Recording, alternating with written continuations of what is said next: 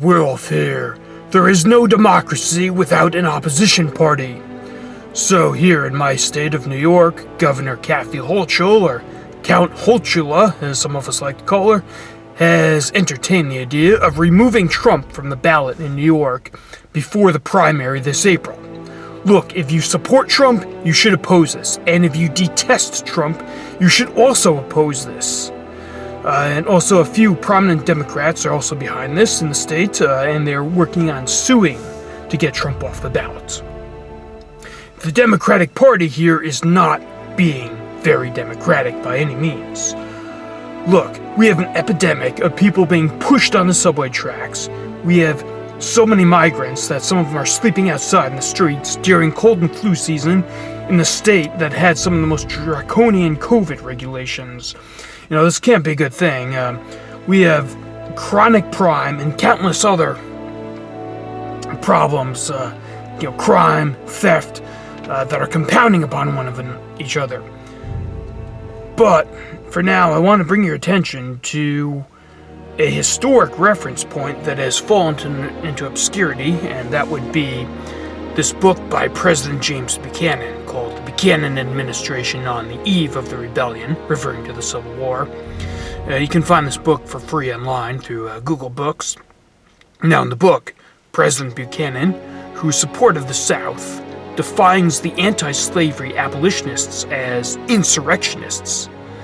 He also paints them as, in today's terms, Christian extremists, and as people who oppose the Constitution by saying the order of God to end slavery is more important than what is allowed under federal law.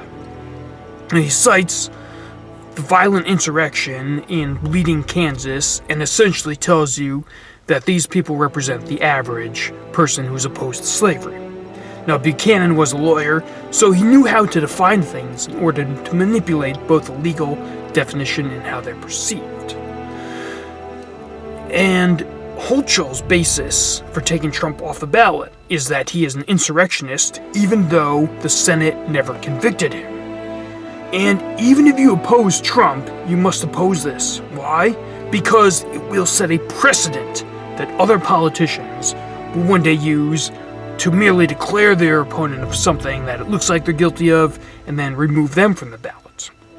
And for those of you who believe that Trump will become a dictator, you would definitely want to oppose this right now when you can. Let's say Trump manages to get back into the office, and if you're right, then he will use this to take his opponents. One of the arguments is, well, it doesn't matter, Trump will lose New York State, Democrats always get the state. In 2020, Trump did get 3 million votes to Biden's 5 million votes, so that is still a significant number of voters that want to be represented. Look, even if I knew the candidate that I was going to vote for was going to lose, I would still go out to vote just to represent something, to have some sort of say or autonomy over what happens. It doesn't matter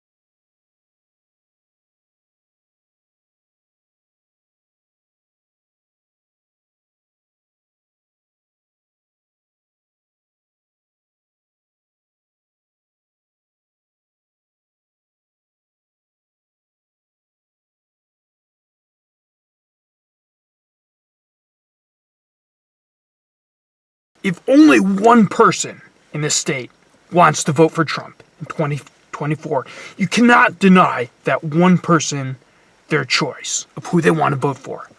Well, if you like my content, be sure to subscribe, like, leave some comments for me to read. Thank you for watching, and until next time, life, liberty, and the pursuit of